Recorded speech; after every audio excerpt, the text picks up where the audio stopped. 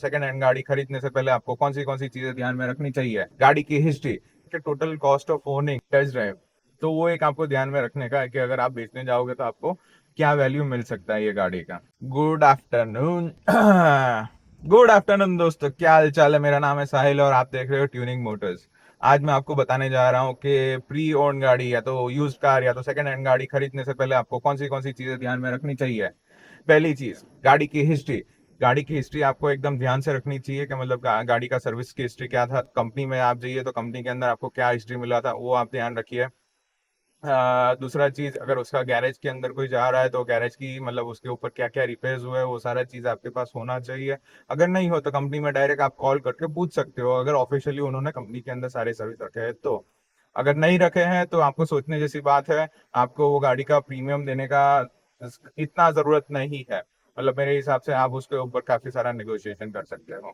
दूसरा चीज है कि टोटल कॉस्ट ऑफ ओनिंग, मतलब अगर आपको वो गाड़ी खरीदनी है तो वो गाड़ी खरीदने के बाद आपको वो गाड़ी क्या भाव में पड़ती है। सिर्फ उसके गाड़ी का भाव नहीं, 5 लाख 10 लाख की वो जो गाड़ी नहीं, वो गाड़ी लेने के बाद आपके क्या क्या खर्चे रहने वाले हैं, वो उसका मेंटेनेंस किस तरीके से आने वाला है। अभी बहुत बार आप अगर एक लग्जरी गाड़ी लेने जाओगे तो आपको काफी सस्ते में मिल जाएगी, 5-6 लाख रुपए में। अगर आपको बीएमडब्ल्यू मिल रहा हो तो क्या ही बुरी बात है। मैं तो आपको, अगर आप दिल्ली में जाओगे तो आपको 3-3.5 लाख के अंदर भी आपको बीएमडब्ल्यू मिल सकता है।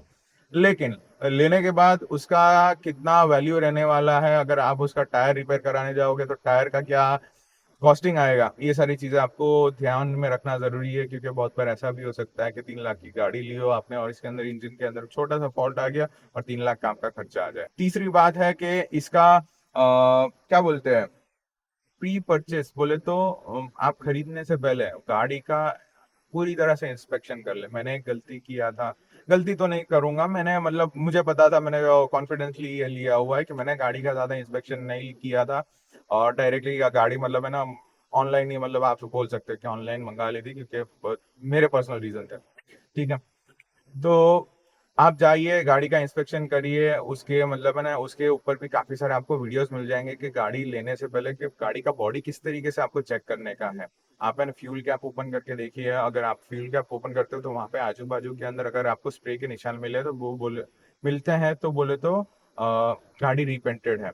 गाड़ी के सारे पार्ट्स आप देखिए, बहुत बार आपको है ना कलर वेरिएशन मिल जाएगा कि आगे वाला जो मतलब दरवाजा है वो अलग कलर का, पीछे का अलग कलर का। बम्पर्स चेक करिए, बम्पर्स काफी ज्यादा बार मतलब है ना बम्पर्स का ऐसा होता है कि अंदर से थ्रेडिंग करके रखे हुए रहते हैं लेकिन ऊपर से पूरा मेकअप करके रखा हुआ रहता है। उससे आप पता कर सकते हो। और ये ऐसी सारी छोटी छोटी चीजें हैं ना, आपको इंस्पेक्शन मतलब करनी चाहिए, गैरेज वाले को साथ में लेके जाना चाहिए और वो आपको बताएगा कि मतलब किस तरीके का मतलब ये गाड़ी का क्या एक्चुअल में हिस्ट्री है। क्योंकि बट ऑब्वियस उनको हमसे ज्यादा नॉलेज होता है ये सारी चीजों के बारे में, इसलिए उनको लेके जाना जरूरी होता है। Test drive. टेस्ट ड्राइव देखो, आप गाड़ी खरीदने जा रहे हो, यूज्ड कार है, ठीक है।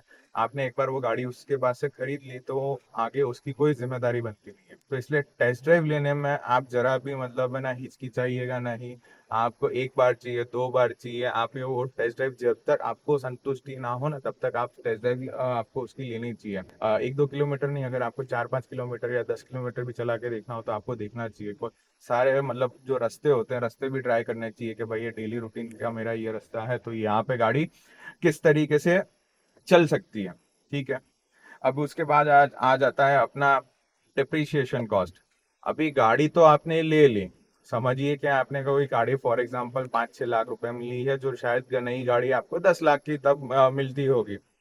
तो अभी वो चीज को भी आपको ध्यान में रखना है कि आपने ये गाड़ी खरीदने के बाद आप फर्स्ट ओनर हो, सेकंड ओनर, सॉरी फर्स्ट तो नहीं रहोगे, सेकंड ओनर हो, थर्ड ओनर हो, फोर्थ हो। फोर्थ के बाद तो आपको लेना ही नहीं चाहिए, लेकिन फिर भी ये आपको ध्यान में रखना है कि इसके बाद इसका वैल्यू क्या रहेगा। आपने ये गाड़ी ले ली, अब बहुत बार जो इनोवा जो है, इनोवा फोर्थ ओनर में भी गाड़ियां लेते हैं लोग, क्योंकि टोयोटा है उसका भरोसा है। इनोवा हो गया, फॉर्च्यूनर हो गया, फोर्थ ओनर के बाद भी उनका भाव इतना ज्यादा गिरता नहीं है। इनफैक्ट वो मतलब है ना अपने भाव पकड़ के रखता है। बहुत बार तो मैंने ऐसा भी देखा हुआ है कि किसी बंदे ने इनोवा 6 लाख 7 लाख रुपए में लिया, एक साल वापरा, लाख लाख 1 किलोमीटर चला लिया होगा उसने, और उसके बाद वो बंदे ने बेचा हो तो भी उसको उससे थोड़ा ज्यादा पैसा मिल गया है।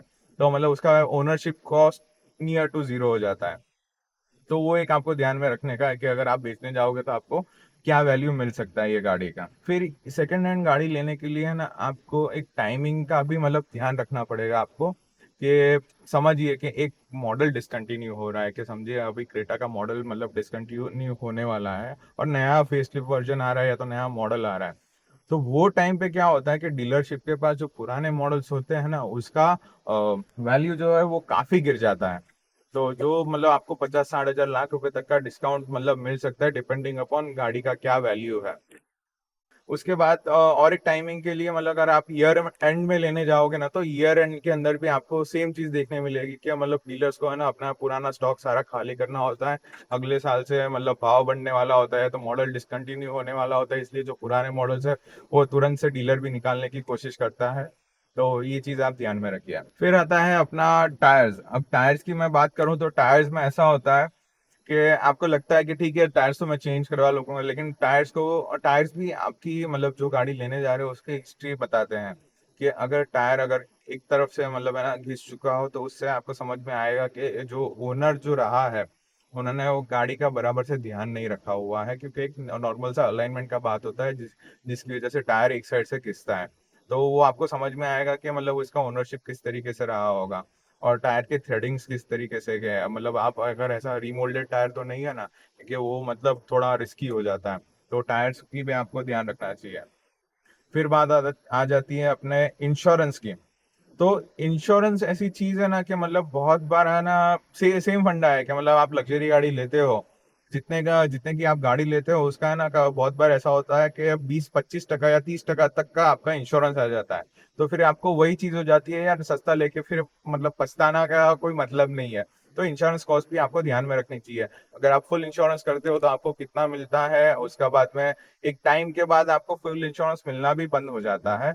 तो उसके बाद आपको थर्ड पार्टी इंश्योरेंस किस तरीके से मिलता है, कितने का मिलता है, ये सारी चीजें ध्यान में रखना जरूरी है। और एक जो पॉइंट मैं कहना चाहूंगा यहाँ पे वो है कि बहुत बार इन गाड़ी के रिकॉल्स आते हैं। मतलब ज्यादातर होता नहीं है, लेकिन बहुत बार मतलब है ना जो मैन्युफैक्चरर्स होता है ना, वो खुद एक डिफेक्ट ढूंढते हैं गाड़ी के अंदर कि यार हमने ये नया मॉडल लॉन्च किया था, तो इसके अंदर ये डिफेक्ट आया हुआ है। या तो आजकल तो मतलब है ना ओटीएस से मतलब सॉफ्टवेयर अपडेट्स भी आते हैं।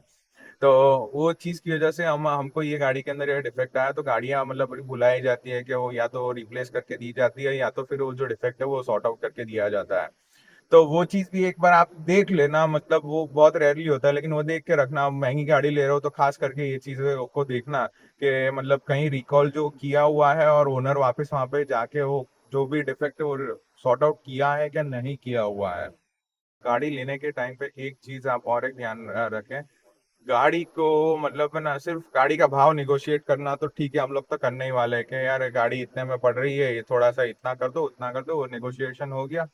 लेकिन इसके बाद भी अगर आपको कुछ निगोशिएट करना है तो आपके पास और ऑप्शंस है। जैसे आप गाड़ी का इंश्योरेंस निगोशिएट कर सकते हो कि भाई गाड़ी का इंश्योरेंस अभी खत्म हो रहा है, 1 महीने में खत्म हो रहा है या तो खत्म हो चुका है। तो वो एक इंश्योरेंस आप निगोशिएट कर सकते हो कि यार आधा मैं दूंगा आधा तू देना, या तो फिर पूरा ही आप उसको रिक्वेस्ट कर सकते हो कि यार इंश्योरेंस करवा के दे दो। फिर है, ट्रांसफर का भी फीस आ जाता है, तो ट्रांसफर फीस भी आप उनसे रिक्वेस्ट कर सकते हो, या तो आधा आधा आप नेगोशिएट कर सकते हो कि यार आधा मैं करता हूँ आधा आप कर लेना। फिर जो पुरानी गाड़ियां होती जिनको 15 साल से ज्यादा हो गया है, तो वहां पे तो बट ऑब्वियस है आपको वहां पे 110% निगोशिएट करना चाहिए कि भाई अभी मैं इसको रीपासिंग करवाने जाऊंगा तो मेरा इतना खर्चा आएगा। अगर आप स्टेट ट्रांसफर करते हो तो वहां पे आपका जो खर्चा आ रहा है वो सारी चीजें आप निगोशिएट कर सकते हो। तो ओवरऑल मतलब आप समझिए कि ये मतलब 9-10 पॉइंट्स होंगे जो मतलब आपको ध्यान में रखने चाहिए यूज कार खरीदने से पहले। अगर आपको और कुछ चीजें जाननी हो ये मतलब यूज कार खरीदने से पहले, तो मतलब आप मुझे बताइए कि आपको क्या जानना है। मैं आपको तो कोशिश करूंगा के अंदर आपको बता दूं, या तो कमेंट के अंदर आपको रिवर्ट कर दूं। जो जो भी मतलब मेरा रिव्यू होगा, मेरा पर्सनल फीडबैक होगा, वो आप इस तरीके से मत ले लेना कि मतलब है ना भाई की बोली बंदूक की गोली, इस तरीके से मत लेना। ठीक है। तब तक दूसरा वीडियो मैं अभी शूट करने की कोशिश कर रहा हूँ। लाइक करें, शेयर करें, सब्सक्राइब करें। Thank you.